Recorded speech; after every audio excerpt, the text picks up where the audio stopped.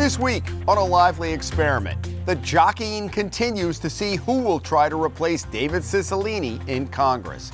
And should the nonprofits in Providence be contributing more to help offset city services? We sit down with the mayor for his thoughts. A Lively Experiment is generously underwritten by... Hi, I'm John Hazenwhite Jr. For over 30 years, A Lively Experiment has provided insight and analysis of the political issues that face Rhode Islanders. I'm a proud supporter of this great program and Rhode Island PBS. Joining us on the panel, Steve Frias, National Committeeman for the Rhode Island Republican Party, former State Representative Doreen Costa, and political contributor Scott MacKay. Welcome in and thank you for joining us this week. I'm Jim Hummel. The list of who might replace Congressman David Cicilline later this year is growing, but who has a realistic chance of putting together a winning campaign? With such a compressed campaign schedule, two things will be critical: name recognition and money. Within a matter of months, that should separate the dreamers from the contenders. Scotty, let me begin with you. You've seen a few campaigns here over the years. First of all, Cicilline leaving. We've had 10 days to digest it. Surprise to you? Somewhat. I think he didn't want to be a lifer. I also think that, losing, frankly, to Representative Catherine Clark for a leadership position, I think he saw himself at 61, now in the minority. And he kind of said, am I going to be here for 10 more years before I have any power? And being in the minority in the House is not like being in the minority in the Senate. When you're in the minority in the House, you can't really get anything done. I mean, you are really at the behest of the party that controls the House. Even though the Republicans control it narrowly, they still control it. The fascinating thing about this election, if we look at it, is going to be the field work.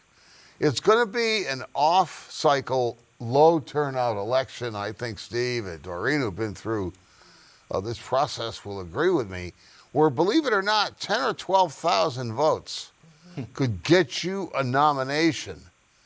And it's really fascinating to me that you could be in Congress with such a small number of people. So it's going to be...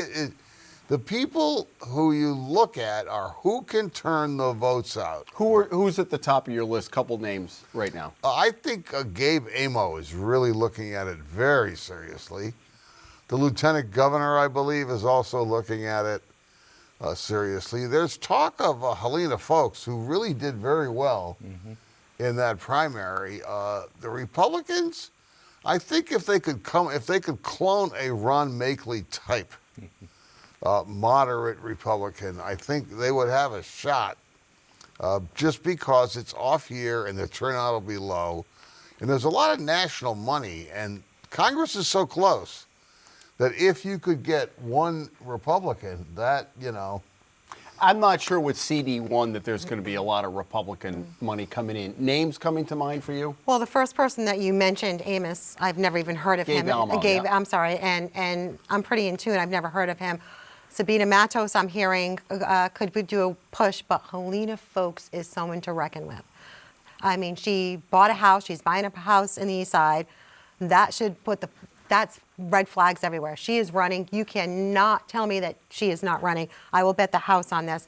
Also, you're looking at Alan Waters, who's given it another try. Now, Alan Waters is a Republican. He was one of yours. Yeah, I mean, he's a Republican, but he's kind of like a blue dog Democrat. I mean, he's not all the way to the left. He's not all the way to the right. He's in the middle. I mean, if he can turn, I can't believe I'm going to say this, but first time I think I ever agree with Scott. Stop the president. Yeah, right. It's going to be extremely low turnout, and it's going to be get out the vote. Steve? Yeah, I mean, with David Cicilline, it's somewhat a surprise. It's not that much of a surprise that he decided to leave, in that, as Scott was saying, he was basically boxed out of leadership.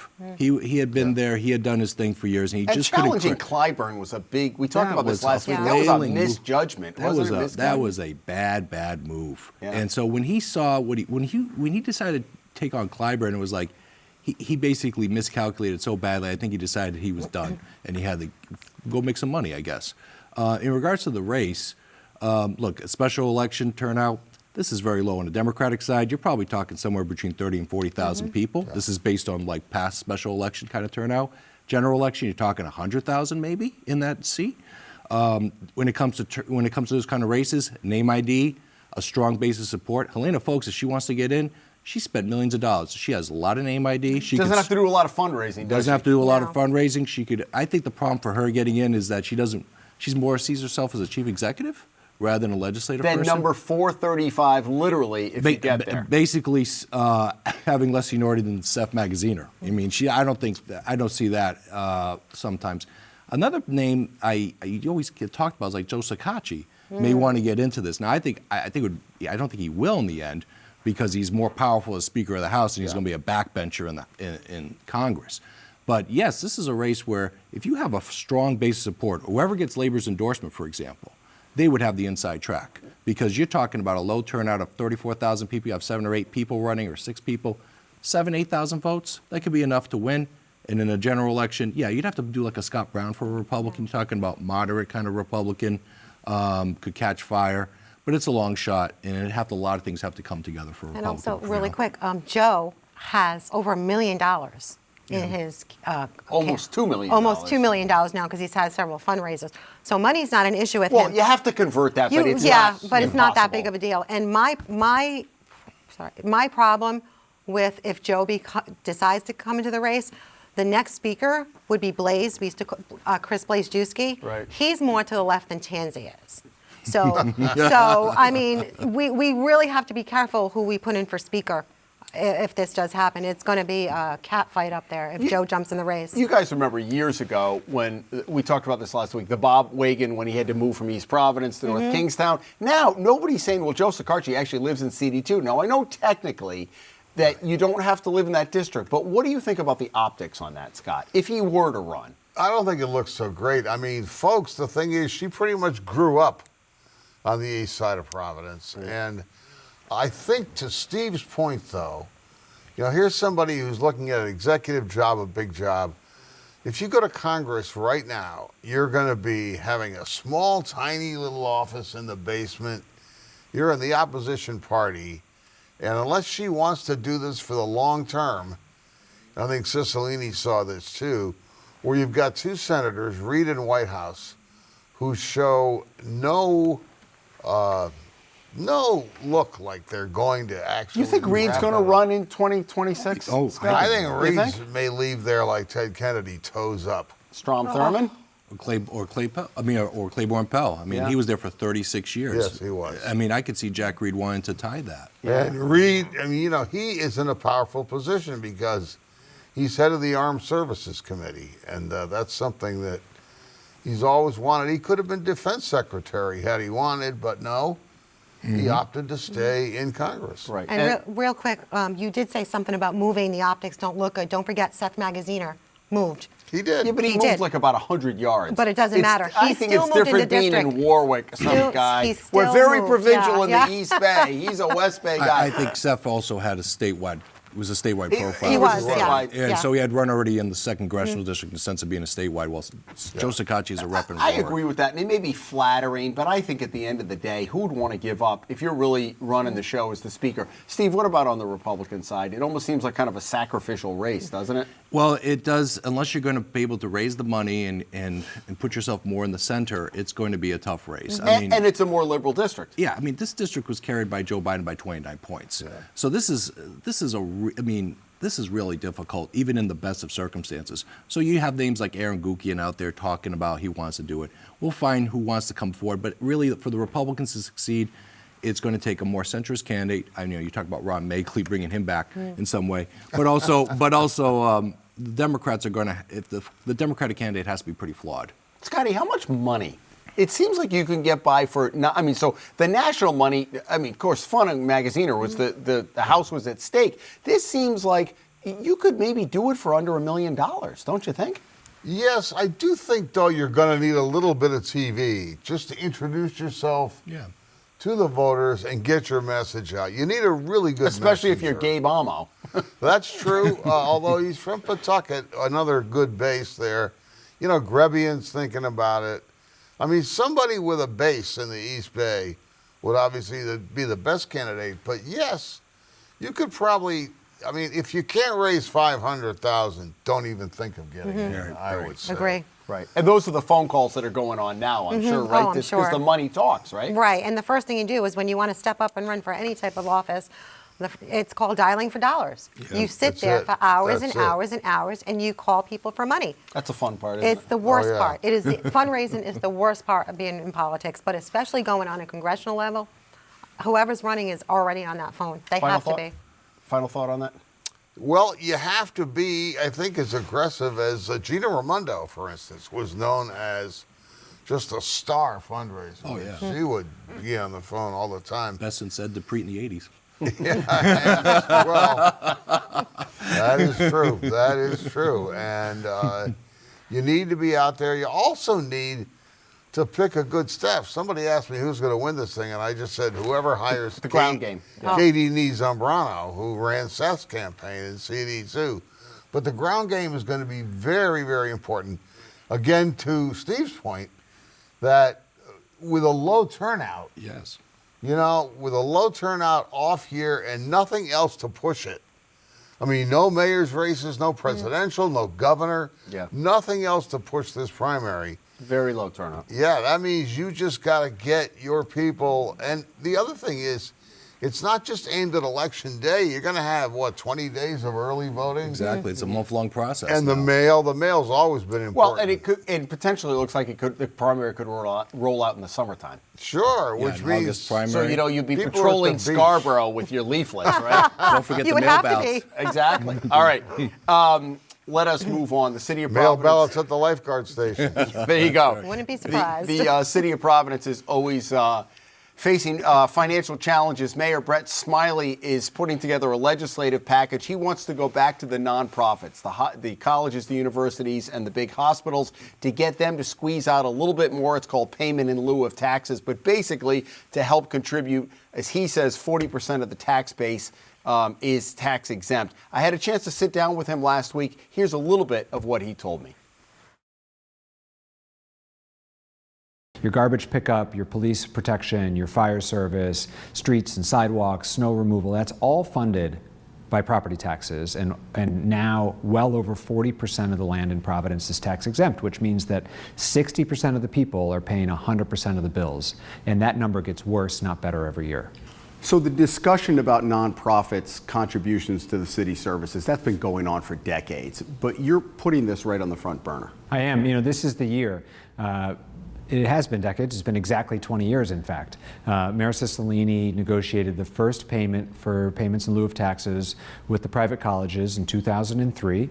That was a 20-year agreement, and it has now finally expired. For institutions of higher learning, you got Brown, RISD, Johnson & Wales, and Providence College. Do you look at them as a whole, or do you treat individually when you come down to actual numbers? So they've decided amongst themselves that they're going to negotiate as a group. We're going to agree on a total number, and then they're going to make payments proportional to their institution size. So Brown will pay the majority of whatever payment is ultimately agreed to. I'm not antagonistic towards these institutions. They're really important to our economy as a whole. And I don't necessarily begrudge them wanting to control their future growth. But if they want to buy a building because they think at some point in the future they may want to use it for institutional use, they need to keep paying taxes on it until such time as they do use it for institutional use. And that's a piece of legislation that we've now filed with the state, that I've told the colleges and hospitals that we have filed, and hope that they will not fight. So, Steve, some of his predecessors have tried to use the carrot, some have tried to use the stick. This has been an ongoing thing. Clearly, I think they want to come forward. It depends on the number, but I think he's going the negotiated route right now, and it makes sense, I think. I think he has to try to do something. I mean, this issue's been going on certainly for decades. I remember when Andrew Ronaldo ran for mayor in 1990, and this was his major issue. A janitor at Brown University. That's right. So pays more in taxes than Brown University itself. Right? So I tend to agree with Mayor Smiley on the point, which is, we make you nonprofit, we give you tax exempt status because you're providing a service to the public. That's like education. But when you're using properties for-profit purposes, essentially, like a commercial, you're acting like a commercial landlord of some kind, you should be treated like other commercial landlords, and you should pay your share.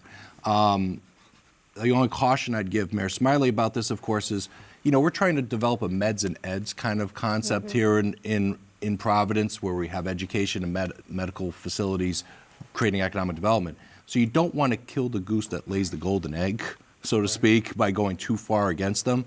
And look at what other communities do.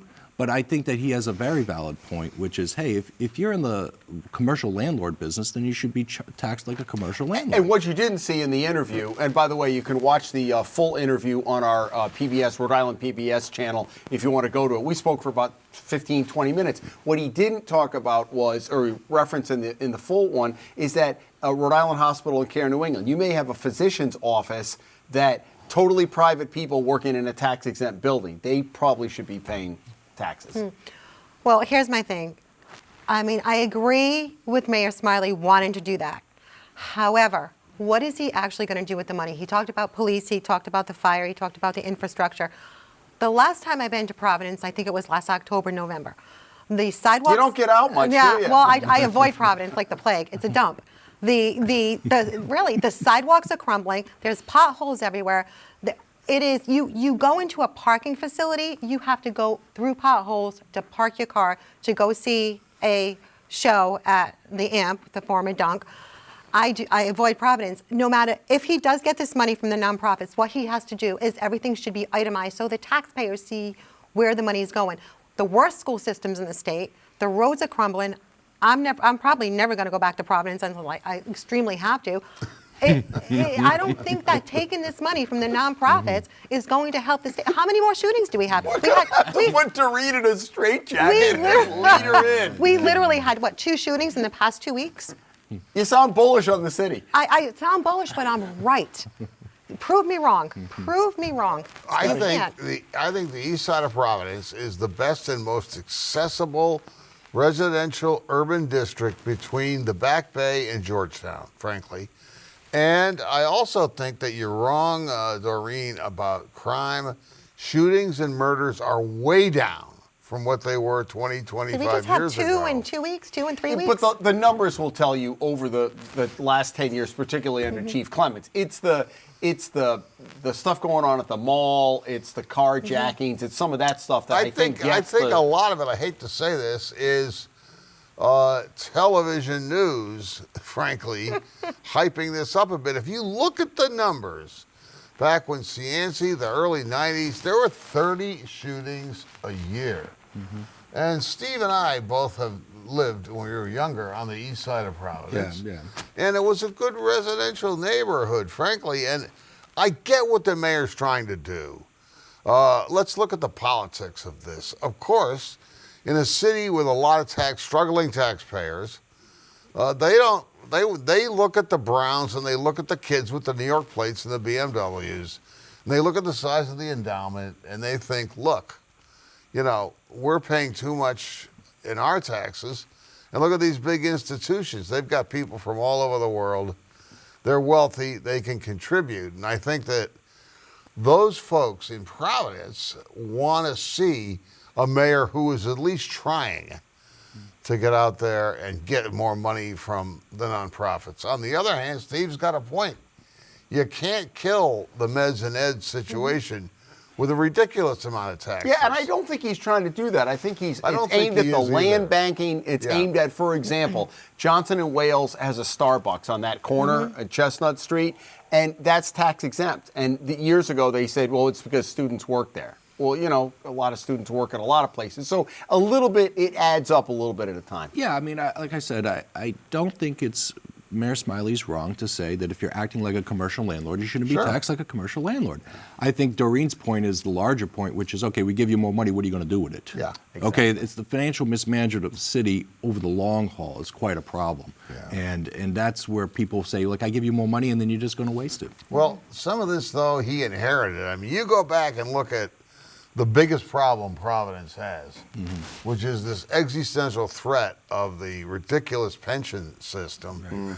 And you look at that, that comes from the Cianci. Your buddy's still, you know. Primarily. From the grave. That was a legacy of Cianci, who was the master of using the taxpayers to buy votes by giving the unions what they want. Well, and to his credit, Mayor Elorza would say, we're running a surplus, but he has $1 billion pension liability, Sure. which they never solved. They all say they're running a So surplus. just to reiterate, you can watch my entire discussion with Mayor Smiley. Just go to our YouTube page, the Rhode Island PBS YouTube page.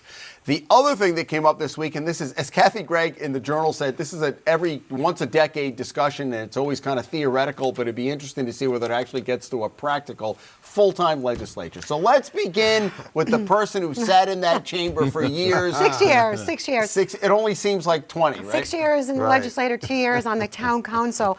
I've said this from when I ran, and I will say it now. We do not need 75 legislators. We have 39 cities and towns. We could have 39 legislators represented in each city, each town. There is absolutely no reason for 75. You cut down to 39, you make that full time, the state will save a little bit of money. And they're like, I've talked to a few, well, it's going to be a lot of work. Central Falls, you can drive that in 2 minutes? You can't represent the people there? You do not need 75 legislators, and I have said that for years now. So would you endorse a full-time legislature? I would, only if they went down to 39. All right. 39 President cities and towns. Ruggiero has said maybe 50, 38, whatever, 50 38, and 39. 25, however you want to do 38, it. 39, Steve? it's 38. I agree with Doreen in that legislature could be much smaller. But it would change the composition of who runs, would it not? Exactly. But also, I would say, if you're talking small, you're talking, to me, you go down to 13 in the Senate and 25 in the House. Excellent. I agree with him. We need a phone booth. Seriously, my problem is that we're a small state and we have all this, all these elected officials. And the second thing is, I actually don't believe in having, this state's problem is not that it doesn't have enough full-time elected officials, and full-time politicians. The problem with the State House is it's a very closed system in some ways. And the leadership controls things, and they work closely with the lobbyists and special interest groups, and they dictate what happens up there. What we really should be talking about is changing the system, which would be a combination of public financing for state legislative races, so they're not so dependent on lobbyists and PACs for their funding. And then you have some change in the leadership rules, and then you have some term limits, so have some turnover. There are people up there, Jim, who are there, who first elected when I was in elementary school. That's a long time ago. That's why we got to have some turnover. Well, legislatures typically across the country reward longevity, and we all know that. And there's going to be a vacuum of power there, and if you want to turn it over, you might make the lobbyists and the staff people even more powerful than they are now. I'm ambivalent about this full-time legislature with more money because I think it would be great to have an incentive to get some new people to run. That would be fabulous. And cutting the size of the legislature is probably good. I think it's better now than it was. On the other hand, you look at New Hampshire and Vermont, probably two of the best run states in New England that both have huge legislatures. So it's not a panacea for anything. The other aspect here is that if you understand political science theory and just common sense, you raise these salaries and make it full time, well, guess what? You might end up, in many cases, the political culture decides who's going to win. So you're paying $80,000, say, to the man or woman that you're now paying $16,000 to, and they're going to win the seat. And it also, it'll wipe some people out because there are people who make a lot of money. And so if you say, and I don't know how you do this constitutionally, if you're a lawyer, right? And you're a full-time legislator. Does that mean you can't do anything on the side? You do a will or a closing or whatever. So I think it gets sticky there that it's full-time to make it that the person who can get in. But I just think the devil is in the details. Also, but you like the concept, and you've always been a big fan of term limits. That's why you stepped away twice. It was on my very first palm card that I said I was going to do 3 terms in the House, and I did my 3 terms, and I stuck to my word. However, when you're a legislator, it is not a part-time position. Your phone rings every morning. You are emailing people at 9, 10 o'clock at night. Your staff is writing thank you letters. It is a full-time position for most people. I mean, there's some legislators up there. To do it right. They've been up there forever, and they don't even answer an email. Yeah, well, and I as can Joe tell you that. Sakarchi said, I mean, he's But different because you he's the have speaker, to- but he said there's no off-season. There is no off-season. not anymore. Events, you are 7 days a week, 10 hours a day, if not more. All right, let's do outrage and or kudo. Mr. MacKay, what do you have this week? You know, the outrage has to be Fox News. You can't believe that from the top down, these folks have acknowledged that they lied about this huge story about election deniers. And I wonder if anybody can trust them on anything else. I mean, you got from Rupert Murdoch down to Carlson, down to Hannity, down to all these personalities. And privately, they admitted, if you look at the depositions in this legal case against the voting machine people, they admitted that this was nonsense. They probably never thought their text would become public, did they? Right. They went out on the air and told people the absolute different interpretation of what's going on. And it just, to me, seems to lose all credibility for them. And I wonder why anybody continues to watch, frankly. Steve, what do you have? This is a small outrage, which is this. David Cicilline got elected to office in November, held office for a 2-year term, held office for about a month and a half, and then decided he didn't want this job anymore, and he wanted to take another job that paid a lot more money. Now we're going to have a special election, cost hundreds of thousands of dollars. Now, I understand when people leave public office because of family reasons, health reasons, or whatever. But when you leave public office to take a job that's going to pay between $500,000 to $1 million, and the public gets stuck paying the bill, that's a bit of an outrage to me. And I think David Cicilline should contribute to that special election, to be honest with you. What do you think about the fact that he's delaying leaving till May? Would you prefer to Pension. see him say, let's do it, let's leave? I mean, if I'm leaving, let's leave. To me, if you're going to leave, leave. All right? You're obviously not focused on your job anymore. You're focused on your next job that's going to pay you between $500,000 and $1 million. What do you think about that? Well, I agree with him 100%. I also think something's up. You don't just win an election, resign. There's something behind the scenes. Let me tell you, Doreen, you're not the only one who thinks and that hopefully, way. What's really happening? What is really right? happening?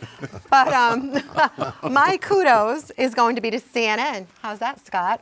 CNN for reducing Don Lemon's the absolute liar, drama queen of CNN. They're putting him on the back burner. And thank you, CNN, for doing that. That's the And one why thing do I they do agree that, with. Doreen? Because he lies. He just lies, and he reiterates everything that he thinks is the truth, and it is not. And Well, he also made some looks like- impertinent content about women being in their Thank you. prime, which I was just never gonna say is a that. winning argument. So right? so CNN put him on the back burner, and I am so happy about that. And hopefully, he's got the 3 a.m. to 5 a.m. spot next time. All right. Well, there you have it. Folks, thank you so much for joining us. Steve and Scott and Doreen, never a dull moment. Folks, if you can't catch us Friday at 6 or Sunday at noon, we are all over social media. Check out our Facebook page. We archive all of our broadcasts at ripbs.org/lively and wherever you get your favorite podcasts. So take Lively along with you in the car or maybe on your walk. Stay with us. Come back next week as a Lively experiment continues.